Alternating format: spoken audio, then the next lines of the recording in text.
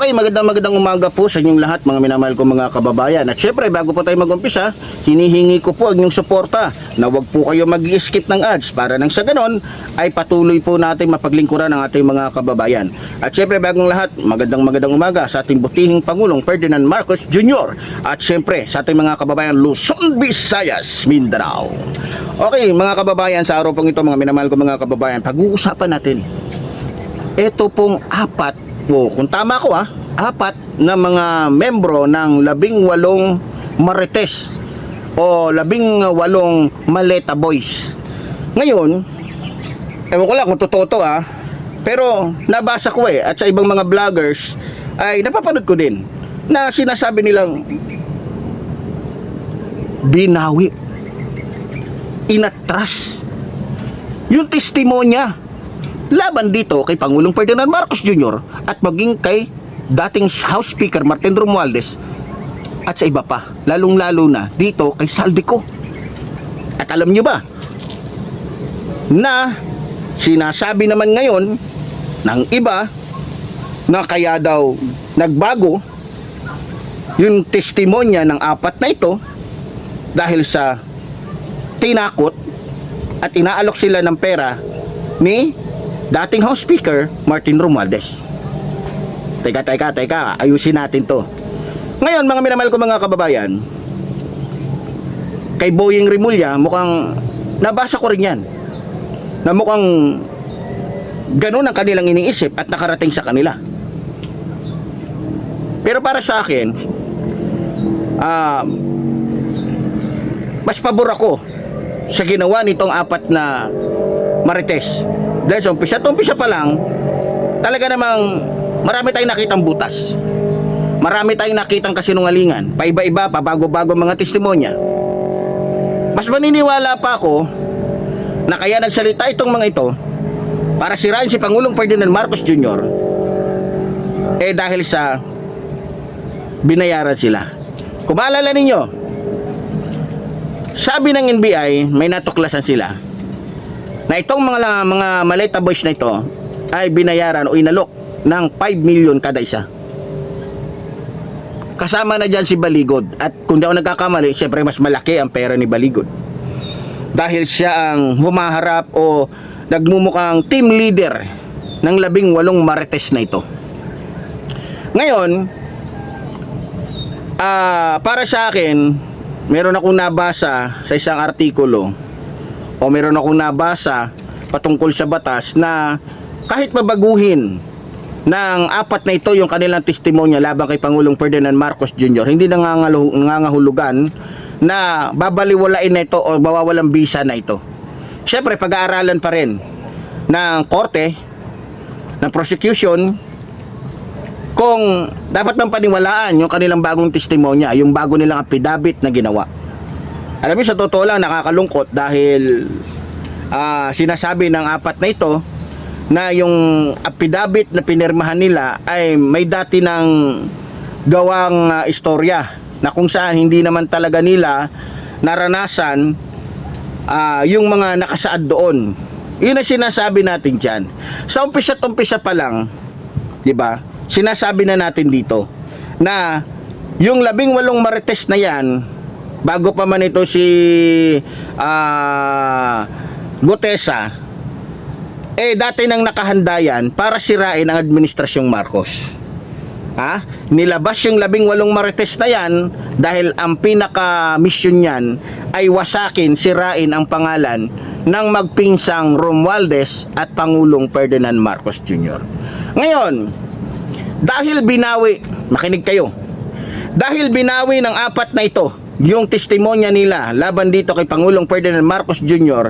at kay Romualdez, malaking improvement yan para sa akin.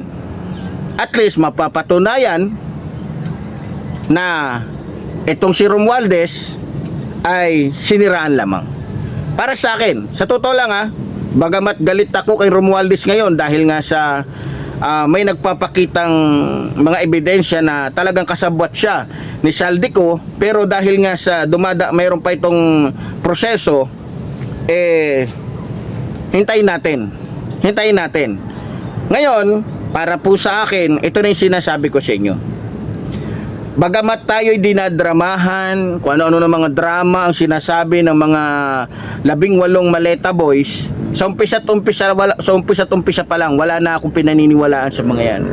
Dahil yung kanilang paglitaw ay nasa kasagsagan po ng kung saan ay pinananagot si Vice President Sara Duterte sa kanyang mga kasalanan. Pinananagot pati yung kanyang mga kaalyado, katulad po ni Marcoleta, katulad na lamang ng iba pa na kung saan natuklasan na mayroong kalagim-lagim na krimen na ginawa, na kung saan nagnakaw ng pera ng taong bayan, na siyang dahilan kung bakit maraming mga Pilipino ang namamatay, kung siyang dahilan kung bakit maraming Pilipinong naghihirap. Ngayon, na lumabas na yung bagong affidavit o testimonya o pagbawi ng 4 na membro ng 18 marites na ito, sana magtuloy-tuloy na yan. Kaya lang, ang problema natin dyan, mukhang hindi sang-ayon si Boying Rimulya. Mukhang gusto niya talagang ipakulong si Romualdez, no? Ngayon, kung mayroong matibay si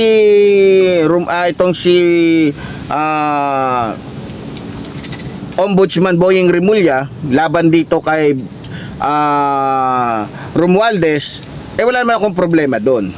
Basta matibay ang ebidensya. Kasi ikinakalat din ngayon ni Baligod na kaya daw umatras sa kanilang mga unang testimonya itong 4 na ito dahil tinakot at pagkatapos ay pinangakuan ng kung ano-ano daw nito ni Romualdez. Dapat imbestigahan nila yan. Dapat imbestigahan nila yan. O para sa akin din naman, maaaring itong 4 na ito ay may paraan, o maaaring ito ay strategy din ng ating kalaban, na kunyari itong 4 na ito ay binayaran para bumaliktad, kalaunan ipaglalaban kunyari ni Baligod ganito ganyan, tapos babalik uli, tapos sisirain uli. Parang pwede rin na ito ay strategy din ng ating mga kalaban, o strategy ito ni Baligod na para palabasin lang na talagang may kasalanan nga itong si PBBM pati si Romualdez, kaya binayaran nila o inalok nila o tinakot nila itong 4 na ito na bumalik at kalaunan bumalik din sa 18 marites. Posible rin na pwedeng mangyari yan, inaabangan na natin yan. Pero para sa akin total sobra-sobra naman yung binabayad ng gobyerno o ng taong bayan sa NBI, sa ating mga kapulisan, lalong-lalo na sa ombudsman. Siguro dapat trabahuin nyo yan para malaman ng mga Pilipino ang katotohanan sa likod ng pagbabago ng testimonya ng 4 na personas na yan. Kasi para sa akin, kung ako lang tatanungin ninyo, hindi porket binago nila walang plano yan. Posibleng may plano din yan na kumbaga strategy nga, tulad ng sinabi ko na kunyari binayaran sila, kaya alam nyo na sa panahon ngayon advance ng mga Pilipino, kumbaga sa hindi tayo sinilang ngayon para lokohin habang buhay, di ba? So posible din na yung nangyayaring yan ay isang pamamaraan ni Baligod para lamang madiin lalo si Pangulong Ferdinand Marcos Jr., maging itong si Romualdez at maging itong si Saldico, di ba? So ganun pa man, inaasahan na natin na kikilos dito ang ating mga pinagkakatiwalaang personas at posibleng mapag-usapan nito dyan sa hearing dyan sa Senado, para kasi yung mga testimonya nila hindi basta-basta, mabibigat. Mabibigat, lalong-lalo na yung patungkol doon sa mali-malitang pera na nagkakahalaga ng bilyon, tama. Kasi kung di ako nagkakamali, mahigit 800 bilyon ang pinag-uusapan. Kasi kinuwenta lahat-lahat mahigit So malapit ng mag-1 trilyon, na kung saan maraming mga congressman, politiko ang nadamay sa usapin na yan, lalong-lalo na sa mga testimonya ng 18 marites na ito. Kaya para sa akin, dapat porsigihin dapat magkaroon ng masusing pag-iimbestiga patungkol sa pagbabago ng testimonya ng 4 na personas na ito. Kaya nananawagan tayo kay Boyeng Rimulya, lalong-lalo na dito kay John Vic Rimulya at kay Director Matibag na sana malaman namin ang katotohanan sa likod ng pagbabagong ito.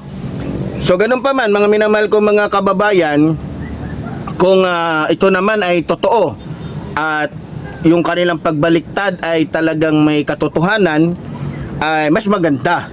Kasi mawawalang bisa na, no? At may matibay na pangdepensa na tayo laban po sa mga kasinungalingan nito ni Baligod at maging nung kanyang mga alagad o mga kasama niya na naninira po sa administrasyong Marcos. At sigurado ko, kapag napatunayan na ganun nga ang ginawa, na kaya lamang tumanggap o tinanggap ng mga personas na ito na maging testigo para sirain si Pangulong Ferdinand Marcos Jr. at iba pa, kapalit ng pera, ay sigurado na. Hindi lamang siguro basta-basta yung kasong kakaharapin nitong ni Baligod, maging ng 18 marites na ito. At ito pa ang nakikita ko.